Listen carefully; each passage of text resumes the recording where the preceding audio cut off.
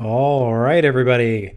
Hello and welcome to JCLive, your weekly source for JCL news and fun. I am your host, Mr. Kurt Ristroff, Publications Chair for the National Junior Classical League, an organization for middle and high school students in classical courses. How's everybody doing today? Welcome to the show. We've got a good show for you tonight. We return once more to our officer interviews. We'll take you through the life and times of all 7 of the NJCL officers. We've made it through Daniel Newgarden, the president, and Rais Cambage, the first vice president so far. Last week, we had a special episode with Magister Kraft, who took us through some never-before-seen upcoming Minecraft fun. That was a bunch of fun. Be sure to send that to all your friends. Speaking of friends, while we are waiting for more people to join, we will start off, as we always do, with some JCL announcements, some news for the week. There are some new ones this week, so be sure to keep the volume on for that. If everybody who's in the chat wants to go ahead and take a second and text the link to the chat, or text the link to the stream to one of your friends, let them know that we're here. Let them know that we do this show. In fact, I'm going to make an Instagram post right now, our weekly We Are JCLive post, which I have to scroll back a little bit to find. There we go. Live Instagram post. That's fun. Okay. We are JCLive now. It's up on Instagram. It's Instagram official. It's Facebook official. All right.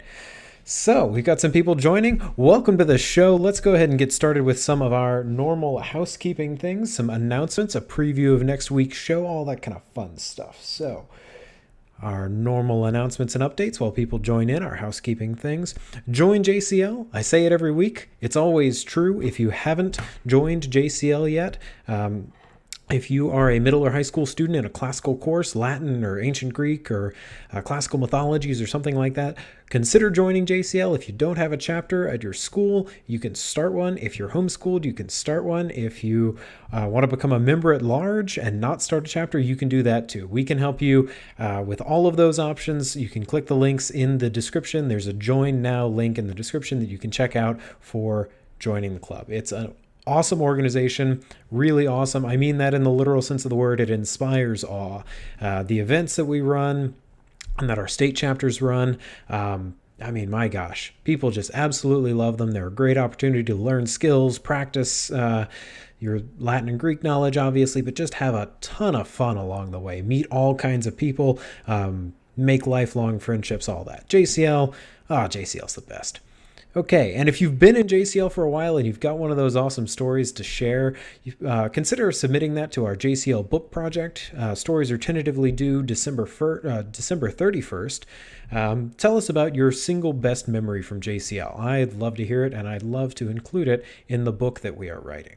Tell your friends, tell your teachers, tell everybody who's got a JCL story. Okay. If you're interested in registering for the National Classical Etymology exam, you can do so. The deadline is a little less than a month. When we started doing the show, it was, it's 2 months from now, but now it's a little less than 2 months away. So make sure you register for that. It's one of NJCL's 3 online exams. If you have any questions, you can click the link in the description.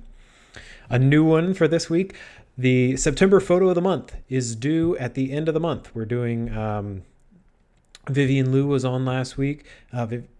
Vivian Wu, was on last week, our NJCL historian, to talk about photo of the month for this year. So that was starting in September, and you can submit using the link in the description. It's not clickable on your screen, unfortunately, but it is in the description, so you can go ahead and submit to photo of the month. Make sure that you are following whatever social distancing guidelines are required in your state, because if you're not, then we don't want photographic evidence of that. Okay, so last slide, our general stream rules. Please don't spam the chat, but of course we get a lot of enthusiasm in the chat. Go for that. Love seeing that. If you've got questions for me, you can tag at National Junior Classical League or at NJCL social media in the chat, and I'll see it. And if I don't see it, the mods will help me see it, and I'll try and get to as many of your questions as possible. If you have feedback for the show, if you have announcements to make, like if you are a state president or something and you have a big state event coming up, looking at you guys, Massachusetts, and you want me to make that announcement on this show, you can submit using the other feedback form. Again, link in the description. Those are our subscriber goals. We're ticking up slowly and surely up to 1,000. Once we get there, we'll do some kind of merch raffle for our dedicated viewers. And I always forget on this slide to talk about what we're doing next week. Next week's show will be an interview with Nolan Heinrich, who's the NJCL communications coordinator, the holder of the longest office title. It's the one that's the hardest to fit into a small placard. Some people abridge it as COCO. I'm a fan of ComCord myself rather than COCO, but it's the communications coordinator. It's the amalgamation of the former secretary and webmaster positions that was changed in 2011. So your little bit of JCL history there. So Nolan will be on, and there was one other thing that I told myself to not forget to say. Yeah, that's it. Last time, a couple of people asked whether or not, or when rather, we would be doing Kurtamen on this show. And in fact, Kurtamen is so important to us here at JCLive and here at the NJCL that we are in fact working on something even bigger than bringing Kurtamen every now and again to JCLive. We are toying around with the idea, and it's probably going to happen. It will probably start in November, early November, that once a month we're going to do some kind of Kurtamen show match live on the YouTube channel. It won't be a JCLive Monday show. It'll be like a Tuesday or a Thursday or something like that. But we will do a show match of different levels of Kurtamen with some volunteer teams, and you guys in the chat can follow along. It'll be like Jeopardy because there's a 20-second delay or so. The teams won't be affected, and you can guess and see how many questions you can get right, and follow along and have a blast and have the live chat that everybody loves, and go along with that feature. So keep your eyes out for that. We will be bringing on that onto the show coming soon. All right, with that, I'm going to check the chat. Don't see anything specifically for me, so that's good. How does one volunteer to play?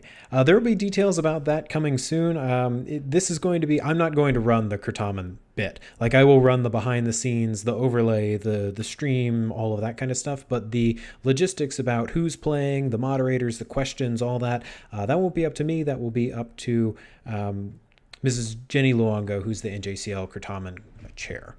Okay, so with that, the Kurtamen news is very exciting. Looking forward to monthly Kurtamen on the YouTube channel. Monthly live Kurtamen. Follow along, just like Jeopardy. It'll be a good time. More to come about that. Let us switch things over now to our National Officer reports. So we've got for you Daniel Newgarden, who's the NJCL First Vice President, and NJCL President, and Rais Kambaj, who's the NJCL First VP, and they've got some things to tell you all about. So here we are, Daniel and Rais. Can y'all hear me? Yes, we can, Mr. Ristroff. How's it going? Yep. Oh, good. All right, let me bring you on the show. And the name placards are lined up perfect. Welcome to JCLive. How's it going? It's going great. Good. Well, what have you got for us this week? So I guess I'll go first, Please do. keeping with gavel order and being first in the screen here. But so as you can see, my name is Daniel Newgarden. I'm the NJCL president. And today I kind of wanted to take a break from, everyone's been showing you some really great reports, some of what NJCL has been doing. And I just wanted to bring out something that I've been personally interested in over the past few days. So something that's kind of been coming into pop culture lately, just a couple times I've seen it pop up on Twitter repeatedly and see people kind of mention this. So we've had two different things related to the Battle of Teutoburg Forest. And for those of you who don't know, the battle, it was a very famous Roman battle, happened in 9 AD.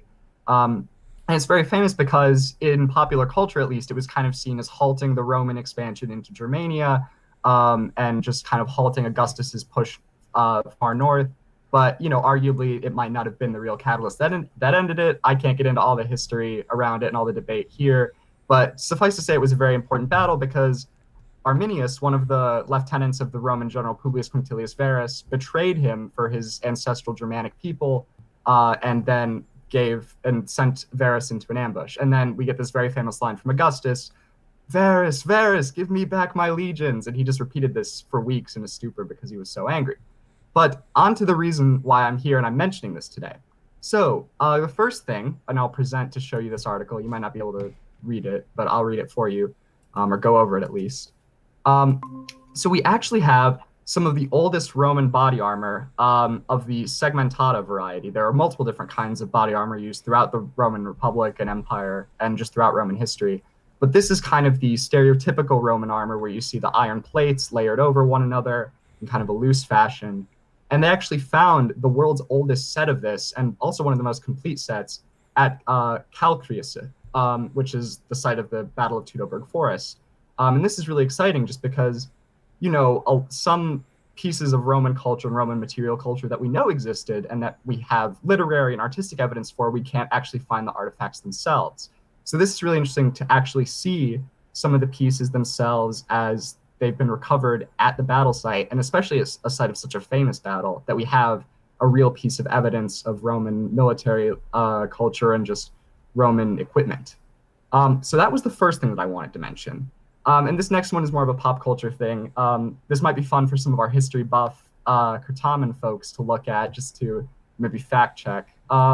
There's a Netflix show coming out soon called Barbarians, and it actually is about the Battle of Teutoburg Forest. So I thought that these two things kind of coming up in the news and pop culture at once, about a battle that was one of the things that got me really interested in Roman military history and then later just Roman history in general. I thought that it was something really interesting, and I just wanted to share it with everyone. Well, thanks so much, Daniel. That's a great, let's see, that's a really concise, cool pair of things to talk about. So for those of you in the chat, I know the officers come on and they usually give you an update about what they've been working on, but the premise that I gave them back when we were putting together the show was either they can give an update on what they've been up to, or if it hasn't been that big of a change since the last month, because some offices have, a lot going on in November, but not that much going on in October, for example, they could find some bit of classics relevant news or like some cool thing like an archaeological discovery, just like Daniel just did, and show us that. So you're the first taker of that option, Daniel. Thanks so much. That was exemplary. That was perfect. And Yeah, everyone loves your shirt. It is very interesting for me, and I just kind of wanted to share some of that excitement with you all, since it's been a little slow on my end. In terms of general officer stuff for the president, we've been preparing for fall planning meeting. I'm going to go through and set the agenda for that with Ms. Buis and Nolan and some people on the committee, and then the whole board is going to get together for the meeting. So that's the officer hats. I just was really excited to share both of those with you. Wonderful. Race, how's it going? What have you got for us? Oh, well, it's going great, Mr. Ristroff. So, hey everyone, I'm your NJCL First Vice President, Reyes. So, while Daniel showed something cool classics related, I'm going to be doing at least more traditional for me, a normal officer report where I just go over what I've been doing lately. So I'm just going to share my screen right now.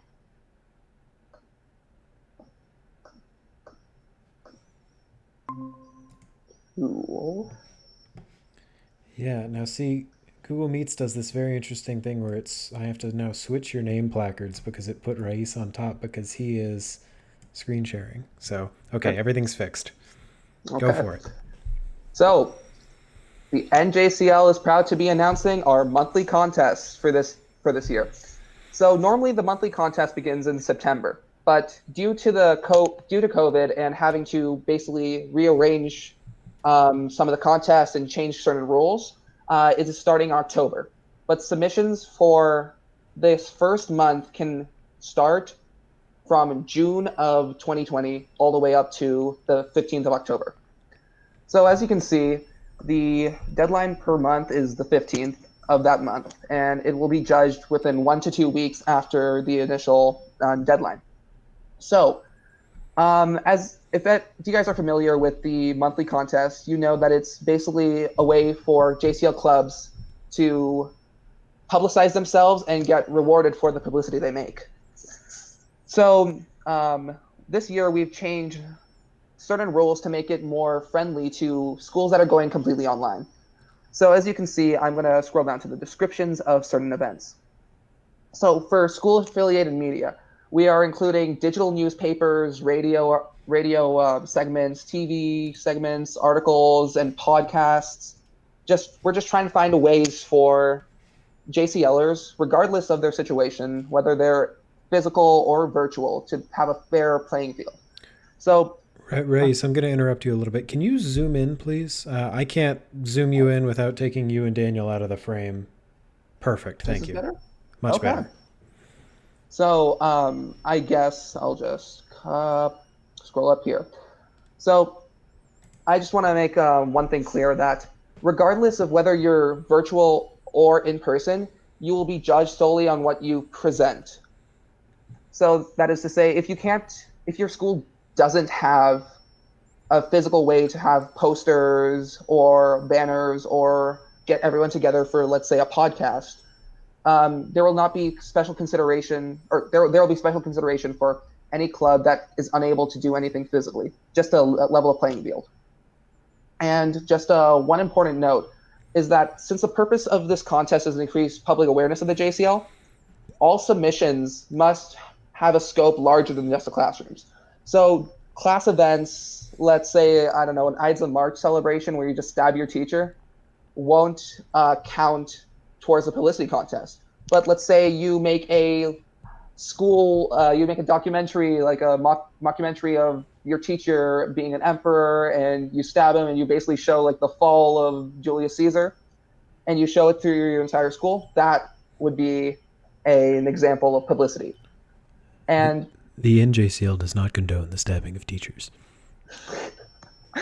And just like publicity ranges from your school to local to regional to state, and even interstate and national publicity if you manage to get that done. So just rules on how to submit. So it's very simple. Just email your items to either Ms. Sturgill at publicrelations@njcl.org or me at vp1@njcl.org with monthly promotion contests in the subject line. And make sure to include your state, your school, teacher's name, date of the items, description of the items, and then an example of what that item is, let's say a poster or video, just attach it into the email.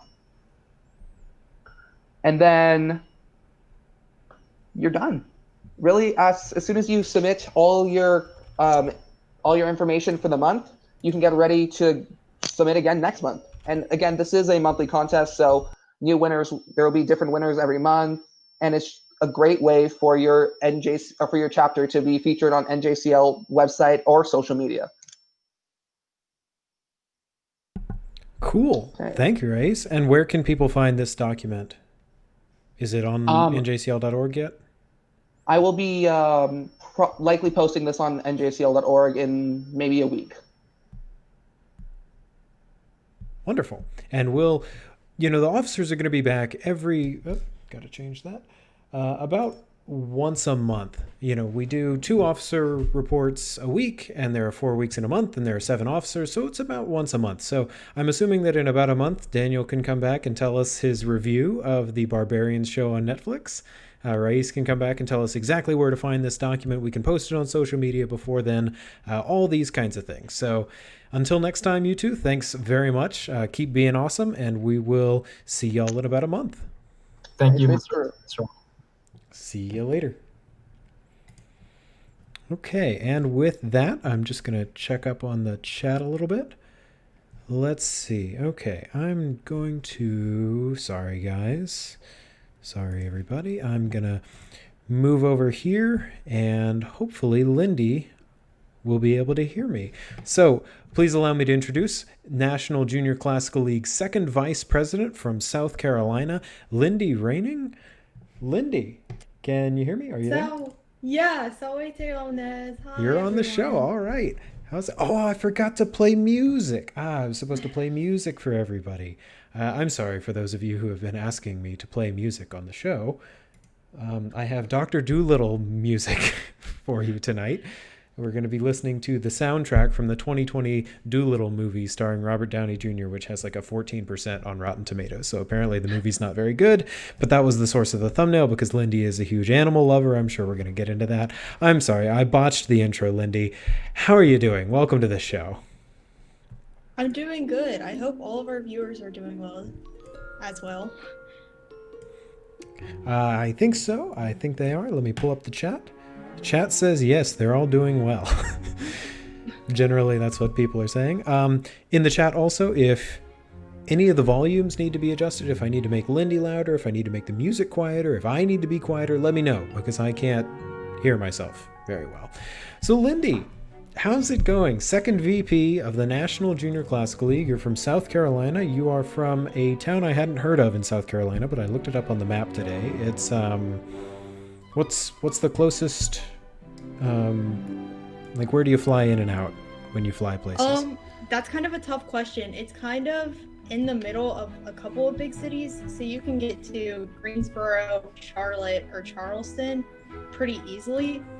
But they're all about like an hour or 2 hours away. Okay, well that's not super convenient, unfortunately. Could the music be turned down? Yes. Now, okay, great. So Lyndie, let's start things off. Can you tell us a little bit about yourself, a little bit about how your JCL trajectory, how you got to be where you are today, and then we'll talk about your JCL future next, what you have planned for this year. All right, so I started at a school that did not offer Latin. It was a STEM school and it only offered Spanish. So I kind of was going to be taking Spanish, and I actually moved and ended up at a school that offered Latin, Spanish, and French. And I went to like a little event they had with all the teachers there, and the Latin teacher, who's now my Latin teacher, was just sitting there, and she was like telling everyone like, oh, you need to join Latin. Latin's gonna help you so much. Latin's the best. Like, you don't even know, like, you shouldn't take Spanish or French, you should take Latin. And I was kind of like, I don't really know, but I kind of looked into it and I was like, okay, I mean, I guess I can join, like, what's the harm? And so then after I joined, like, from then on, it was just all about Latin.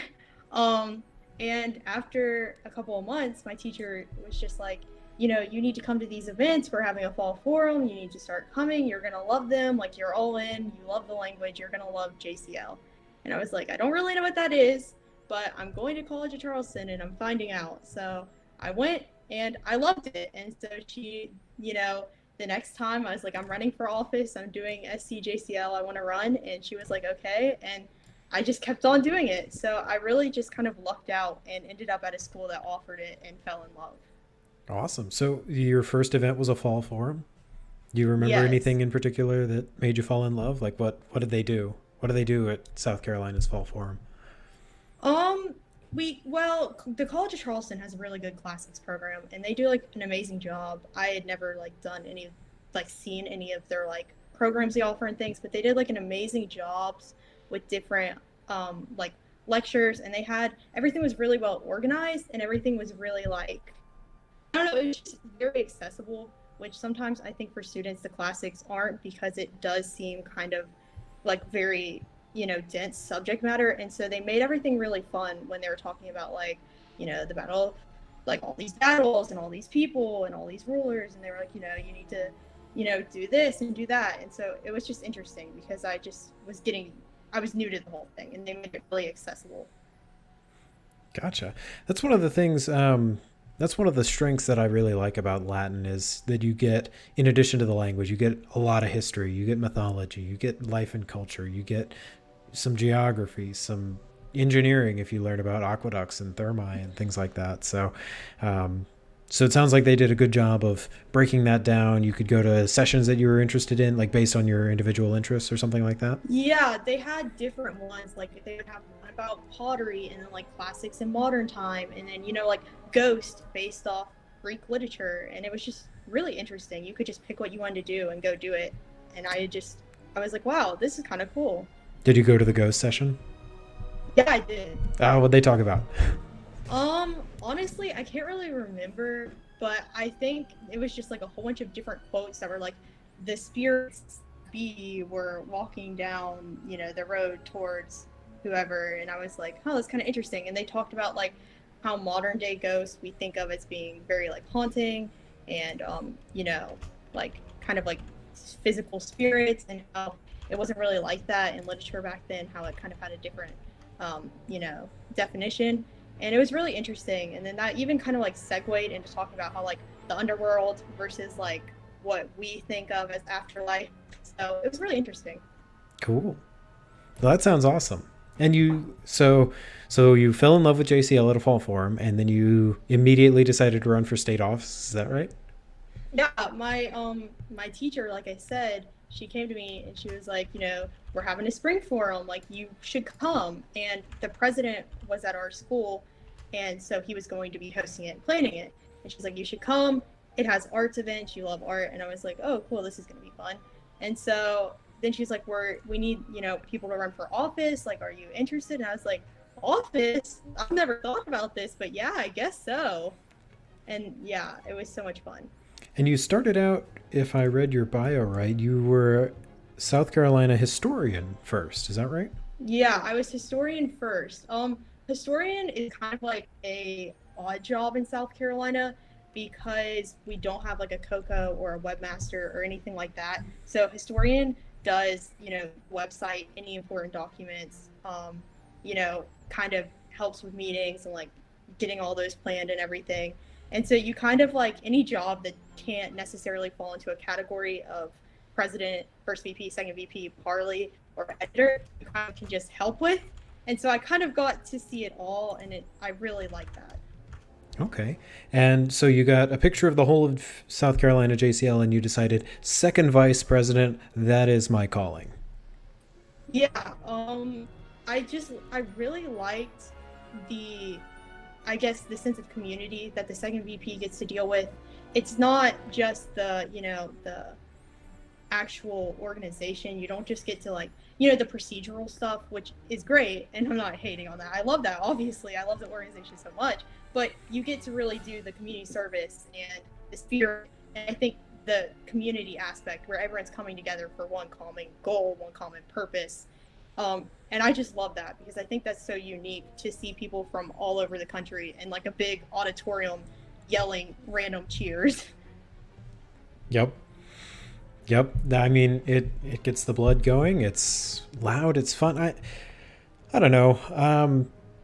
If I can indulge myself and tell a personal story, my favorite part of JCL when I was in it was spirit, honestly. Like I went to an all guys school in Louisiana, and we were good at spirit, and it was a very fun, rowdy group of guys. And we the other schools that were the best at spirit, there was an all-girls school that was really good at spirit, and then there was a co-ed school that was really good at spirit. So I don't think it's exclusive to an all-guys school, but I really liked coming together with the people in my class, and just yelling a lot, really loud. And yeah, I mean, there are some schools that are very creative with spirit, some schools that are very artistic with their costumes, and then there are schools that just yell really loud, and that's what we did, and it was a blast. So for those of you... Yeah. Go ahead.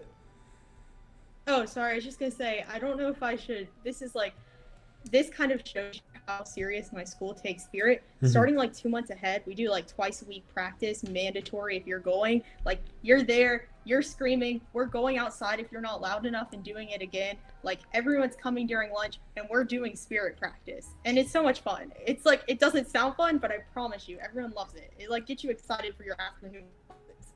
Wow. So does South Carolina follow the theme from nationals each year? Yeah, we just follow the nationals theme. Okay, so people are already planning for agriculture-based spirit cheers, or do you use the same cheers every year? Like, what do y'all do?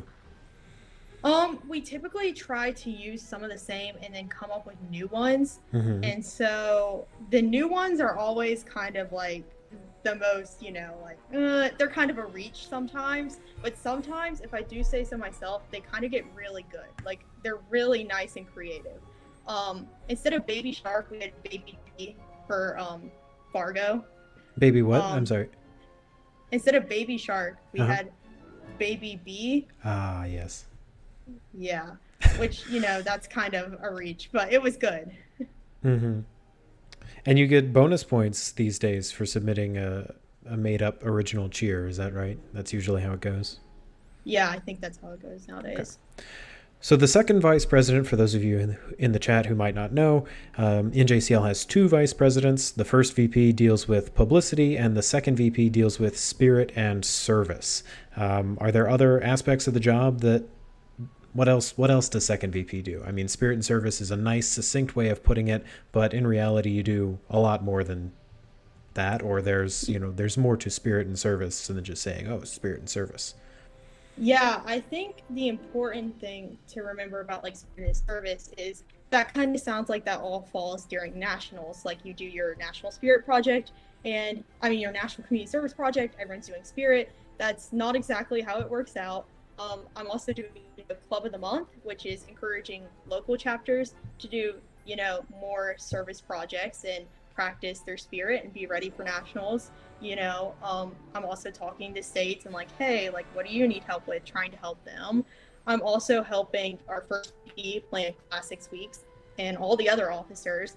Like there's a lot of teamwork. I don't think people realize that when you see a document, most likely every officer has looked at that document and like given their affirmative or said like, hey, I think you could edit this. I think that you could do this to make it look better. Like it's honestly a lot of teamwork and a lot of just random things that you wouldn't imagine an officer doing, they're doing. So, hey, this person needs help with this. I researched this. I think that this could out, the parliamentarian, for example.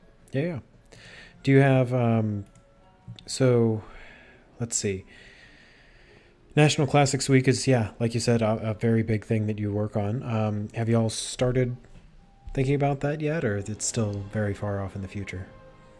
We're thinking about it, but I think in the broadest of terms, we're thinking about it because, given the current climate of, not society, but just the world, the current climate, so many people are in different situations that I think that this year and like last year, when it comes to National Classics Week, you're going to have to put a lot of thought and effort into really making it fit the right, it needs to be the right fit for everyone. It can't just be one way. So I think that that's important to me and right everyone, all the officers, for everything. Yep.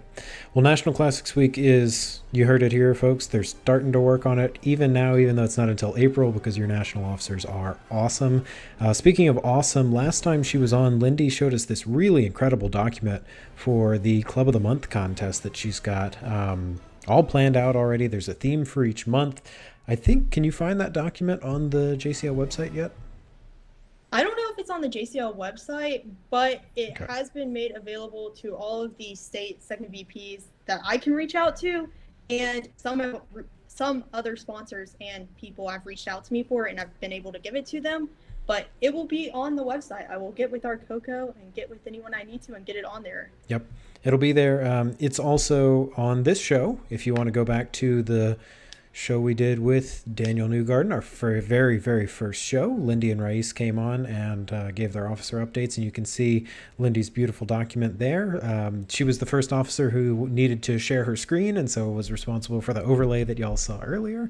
And it really is a great document that people can be working on. Club of the Month contest is a really great way to stay involved with the national stage throughout the year. I know a lot of folks think that NJCL is primarily the national convention, but we are not the National Convention League. We are the National Junior Classical League. So there's stuff going on all year round. Obviously, this show is an example of that.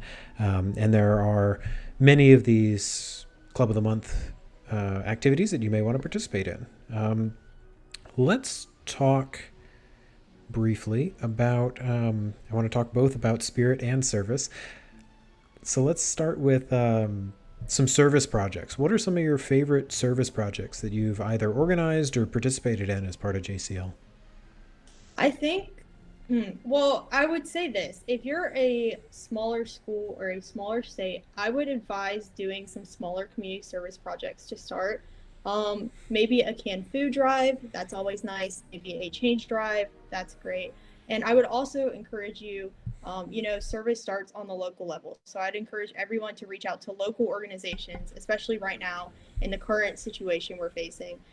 They need your help. So if you're doing something big, national organizations are always great, but your local soup kitchen might be more in need than you think. So I would just encourage that. That's just a note in general.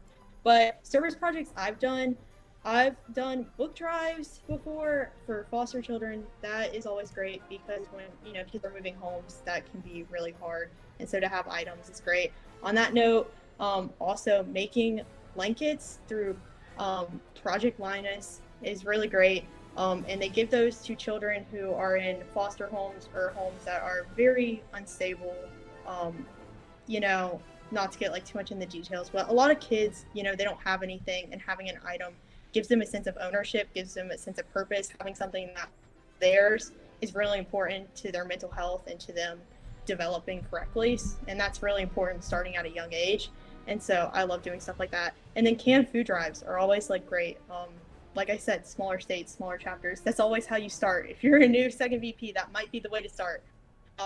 Because especially now coming up with the holidays, it always helps. It always is effective. And it's always something that most people are able to get involved in very easily because, it's not a huge undertaking financially or even planning wise sometimes. Man, that was just a really perfect answer. I promise you guys, everybody in the chat, that we don't practice these beforehand. Lyndie doesn't know what I'm going to talk about.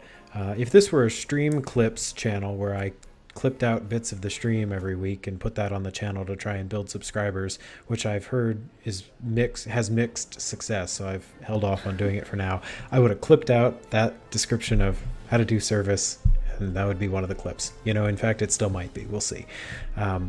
Just a terrific answer. Yeah. Thank you. I try. Community service really is, I know everyone says that, but it really is a passion for me because I do see that I've been so privileged in the way that I've been able to be raised. And I think, that's amazing. Even just having the JCL community is such a privilege. So pivoting a little bit from service to spirit, do you have, and I know this is starting to sound like a candidates open forum interview, but it's not supposed to be. Do you have a particular favorite cheer? I'm not going to make you perform it, but no.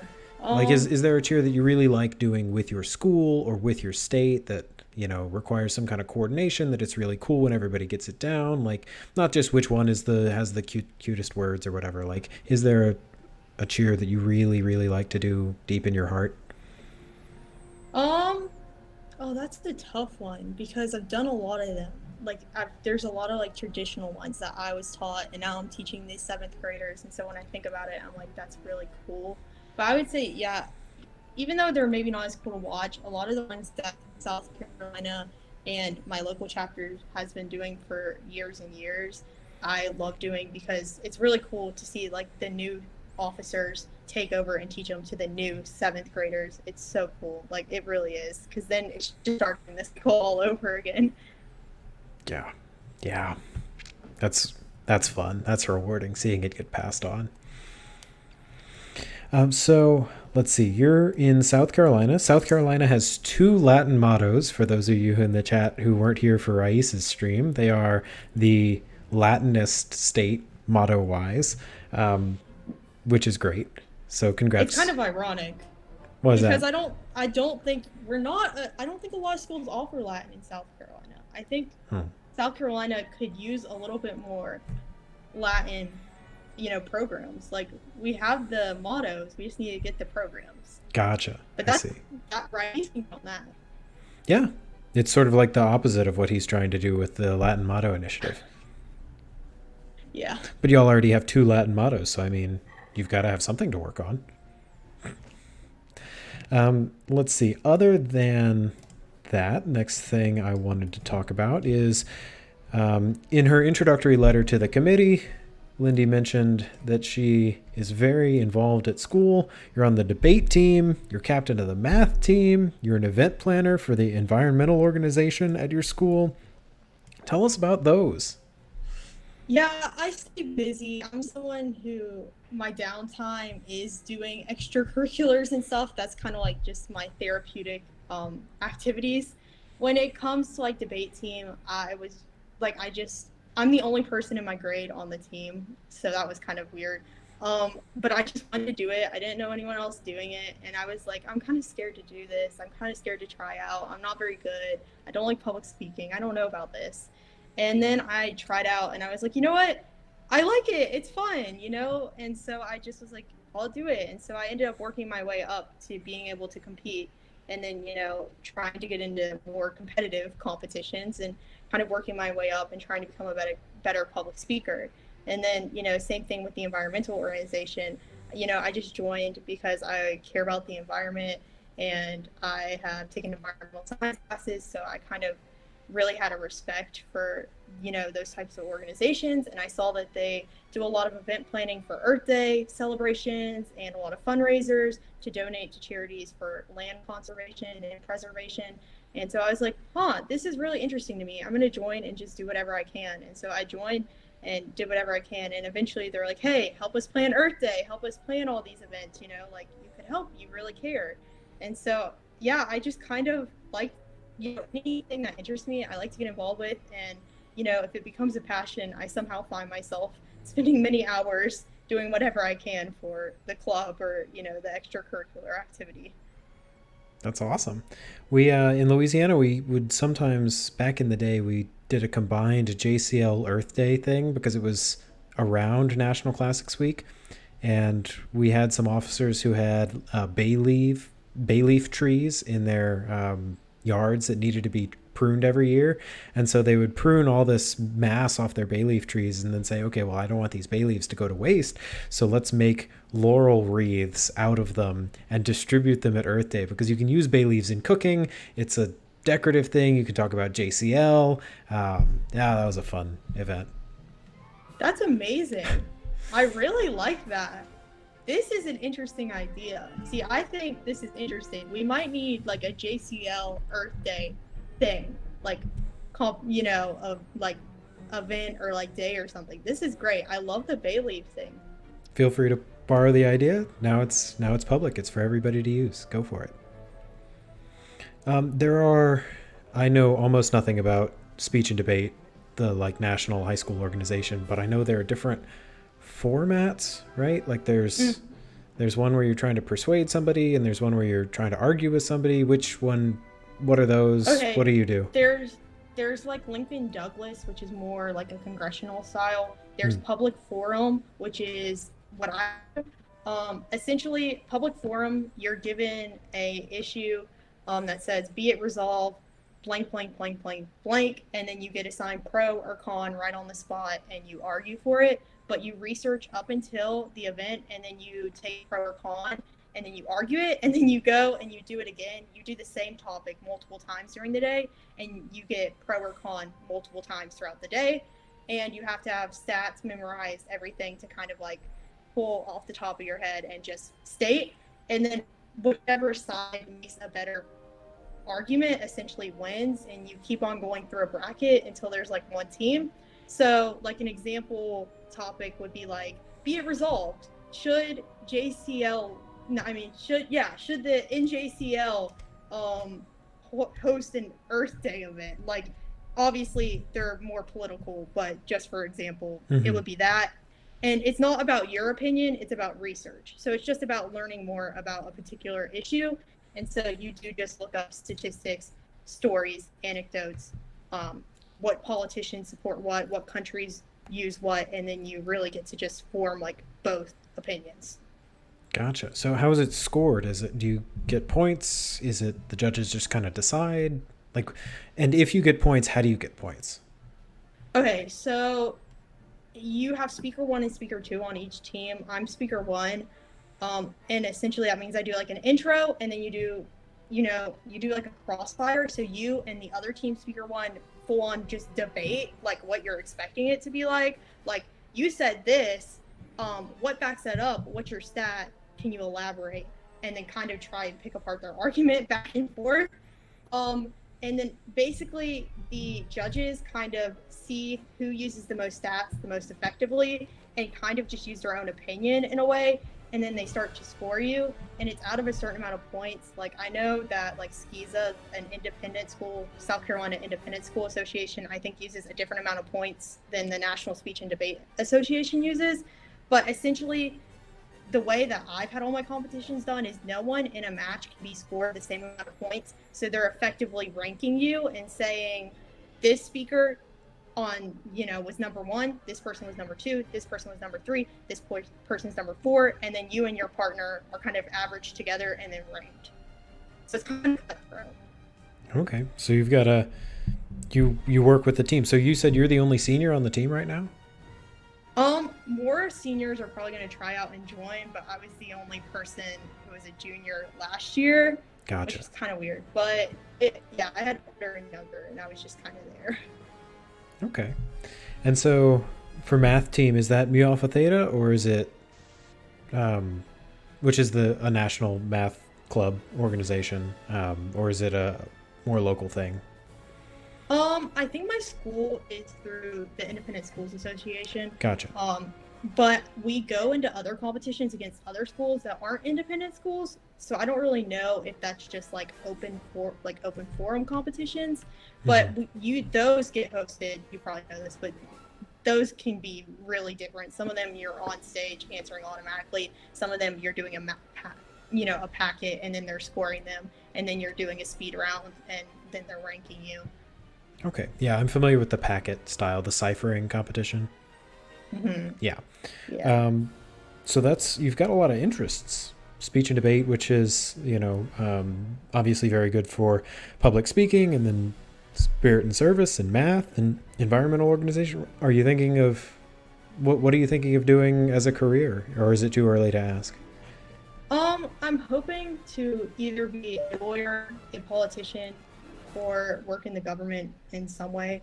I find like governmental institutions really interesting. Like I like reading about the Supreme Court and Congress and like bills and legislation. So that's kind of the way I would like to go. But also I do like the classics a lot, obviously. I like I'm learning Greek now, and I like Greek a lot, and I like taking Latin. So it's really just like going to be a tough, hard toss-up of like what to kind of do and how to merge the two. Gotcha. Well, you'll be a prime audience member for one of our upcoming new features on the show, which I don't think I've talked about. So for those of you in the chat, we're unveiling a new feature for JCLive, which is that we're going to have, over the year, panel discussions with different former JCLers, JCL alumni, who have gone into different fields. So for example, one of the first ones that we're going to do is from JCL to law, where we're going to take 3 former JCLers who have gone on to careers in law, either in public service or in private practice, and they're going to come on and they're going to tell us about their trajectory and how they went from studying Latin or Greek in high school to becoming professional lawyers. We're going to do a from JCL to science for people who went from former JCLers who are now scientists, et cetera, et cetera. So there are going to be several other of these panels, and we'll do those throughout the year. Like I said, I think one of the first ones we're going to do is from JCL to law. And Lyndie, it sounds like you're going to be excited for that. Yeah, I mean, I'd be there anyway, but now I'm really going to be there, I'm really excited. Yeah, the chat is asking if it's going to be the SC lawyers. They're all real SC lawyers in that they are all in the SCL and they are lawyers. So keep an eye out for that. We're only doing one of these a week, so the panel discussions will be coming up, but that should be in the next several weeks. We've got 4 more officer interviews to go through, but then we'll be hitting these different kinds of features every week. It's going to be a lot of fun. And the officer interviews are, of course, a lot of fun. We've got about 10 minutes left, Lyndie. And so let's give the people what they came here for, presumably, which was the discussion of your many and varied pets. Yeah, my family has had over the years, like pretty much any pet you can imagine: a hedgehog, lizards, fish, rats, birds, dogs. We've never had a cat. That's the only pet we've never had. My family loves animals. I'm an animal lover. Yeah, we have a turtle. So I love animals so much. And a lot of them have been with me like my whole life. Like we have a dog who's been with me my whole since I was a young child. The birds live for a long time. If you don't know, my mom got her before she married my dad. Obviously, she didn't have any children, so like this bird is, just like a part of the family. The turtle's been around since I was like maybe like 5 or 6. Lives for a really long time, and so yeah, I just love animals, and I don't know. I'm always surrounded by pets, and it's just like that, I guess. The chat is asking, Eric Tang asks, can we see them? Do you have any friends that you can bring on the show? I don't think, well, the bird goes to bed at 8 o'clock. So she went to bed before we started. She has a little aviary type, like birdhouse that she has that, they have to have specific temperatures because she's a tropical bird. The turtle's asleep too. The dog might be not inside. I don't know where the dog is. I'm sorry. Do you have pictures you could show us? Oh, yeah. I do have a picture of my bird. Oh, here. I'm going to get one right now. Great. So her name is Ruffles. When my mom adopted her, she came with that name. If you don't know, birds take a lot of attention. So you have to spend a lot of time with them. What kind of bird is she? She's an umbrella cockatoo. Oh. Which, if you don't know what that is, they're one of the big birds. They have like a wingspan that's maybe about like a foot long. She has full flight wings, which means she can fly around, although she doesn't really like to fly. Yeah, I also have, like I've said, mini dogs. Oh, here's the turtle. Her name is Precious. We rescued her from a parking lot because she was abandoned when she was a baby. Oh. And so, yeah. Wait, what kind of turtle is she? I couldn't tell. She's a yellow belly slider, I believe. Okay. So there's that. We have a German Shepherd we adopted recently-ish. Well, we adopted her recently-ish. We have. Oh, here's the turtle walking on grass. I have so many photos. I'm like a proud mom. Here's the turtle walking on grass. Oh. Yeah. So my sister has pet rats. That they're named Peach and Plum, and they like to run around and like be held and stuff. They like people. All of our pets are really like adapted to humans. They don't mind them at all, which is really nice. For the rats, do they have like an obstacle course that they live in, or? Yeah, they have like a large like home that has like a hammock and like like all the, like you're saying, obstacle course pieces and like tons of, like, rats really have to like play and tear stuff up, and they really like to like burrow and nest in things, and so you have to give them like a lot of like nesting material and stuff like that, or else they're really like unsettled. So growing up with so many animals, are you able to speak to the animals?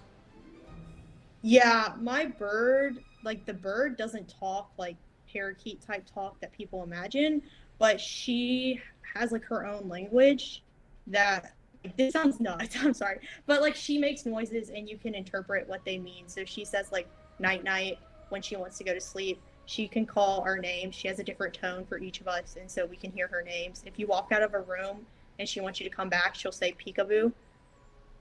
Okay. Does she speak any Latin? No. You know what? I bet you I could teach her. Like, I bet you I could start like teaching her every time I walk in the room, like, so way, and she'd probably pick it up. I could try that, honestly. Dinosaurs speak Latin.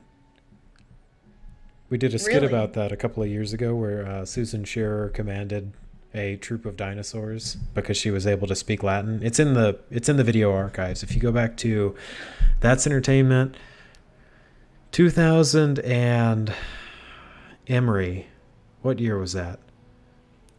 2014, I want to say. That's Entertainment. There's a Jurassic Park skit that we did that's a funny one.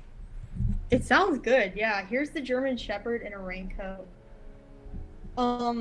Yeah, they all love it because like where we are in South Carolina, all the homes have a lot of land and trees and like very outdoorsy scenery, and so they can go outside and be outside and stuff and like walk around and like it's really nice. They really like it. It's really great. Gotcha. I'm sorry, I am pulling up the Jurassic World skit from a while back, and I'm going to put it in the chat. There we go. So, yeah, I gotta watch that. That sounds good. Yeah, it's a classic. Gotta make sure, yeah, that's the right skit. And we didn't know how to end the skit, so it was concluded in the convention the following day. It was good times. Good times. So we've got about 5 minutes left. So if folks have questions for Lyndie, please tag us in the chat, and we'll try and get through all of those at the end. I don't think there have been any other chats for us other than people asking to see the animals, which we did a little bit, got to see some pictures, and I'm sure there will be some other occasion where Lyndie can show us her mini pets or do a video of them or something like that for featuring. Also, yeah, I noticed some people said, oh, well, we've only got 30 people watching right now. If anybody has ideas for how to boost the spread of the show, because we're getting regularly between 30 and 45 viewers concurrently. We get more viewers than that. But if y'all have ideas for boosting the reach of the show, I'm doing as much as I can. I'm posting on social media a lot. I'm emailing state officers a lot. I'm asking, of course, the influencers, the national officers, the state officers, y'all in the chat to contact your friends. If there are other things that I can or should be doing, I'm new to this whole YouTube thing, so if you've got suggestions, you can put those in the feedback form for the show that's in the link description. I'd love to grow the audience. There are about 30,000 JCLers. I'd love to reach them all. So if anybody has ideas or experience, let me know. Let's see. Are there questions? Questions for the national JCL second VP? Oh, Dennis Webb just texted me a picture from Earth Day, LJCL Earth Day, back a long time ago. So I'll hold that up. Let's see. I don't know if this is going to show up. Those are some friends from Baton Rouge Magnet High School I don't know if it's that visible. At LJCL Earth Day. There was a big Earth Day festival downtown, and LJCL got a booth. It was a good time. Martina Bright asks, Lyndie, what is your favorite dinosaur? Oh, wow. I guess a T-Rex, because that's just the most iconic. Like, when I was younger, I don't know if anyone else has ever been to these restaurants, but there's like this restaurant in like Disney that has like animatronic like T-Rexes and dinosaurs. And so for like the first probably like 9 years of my life, I was absolutely terrified of dinosaurs from like eating at that restaurant one time when I was like 5. Okay, so you weren't really a dinosaur kid. So maybe like Triceratops. Yeah, I like now I kind of like it. Like, it kind of haunts me, but like probably Triceratops. That's okay. Good. Okay. Did you ever watch The Land Before Time or anything like that when you were little? Maybe like clips, but like I said, like the dinosaur thing was like a no-go. It was like a major deal breaker. Yeah. I was like the one who I was watching like Dumbo and like all the like rainforest animals and like the Jungle Book and stuff. Riona Duncan asks, what's the best Latin word? I know my answer. What's your answer? Amo, amare, love. Okay. Yeah, that's good. Solid pick. I don't know. Yeah, what's yours? Oh, I like quam quam, of course, but I one of my favorites might be ululare, because it is very onomatopoetic, and our Latin teacher used to demonstrate ululare whenever we'd get around Halloween time. But amo, of course, very good. Is amo in one of the South Carolina mottos? What are the South Carolina mottos? I just had this. One is like, as I live, I breathe, or something like that. Yeah. In Latin. I don't know the other one though. Dum spiro spero, while I breathe, I hope. And the other one is animis opibusque parati, prepared in mind and resources. Those are good. I like that. You know? Yeah. Well, you live in a great state for Latin mottos. A real inspiration to Raíces project. He's going to point to every other state and say, oh, you can't translate your one English motto into Latin? Well, South Carolina has 2 Latin mottos, so get with it. Exactly. South Carolina can do it. You can do it. It's a real inspiration. Okay, well, it's 9 o'clock. We're made it through all the questions. Lyndie, thanks so much for coming on the show. It's been a real delight. Looking forward to the rest of your year in office. Can't wait to see all of the things people submit for the Club of the Month activities and other projects. Of course, looking forward to National Classics Week and everything else that you do collaboratively with the other officers and individual initiatives on your own. Looking forward to having you back on for officer reports next week, and we will see you around. Thanks so much. All right. Thank you. Bye, guys. All right. That is our show. Tune in next week. We will be interviewing Nolan Heinrich, the NJCL Communications Coordinator. Thanks, everybody, for tuning in. Be sure to JC like, subscribe, and ring the bell. Tell your friends. We'd love to see them here next time, too. Tell your teachers. Tell your parents if they're interested. Tell everybody who's JCL adjacent. And we'll see you next week.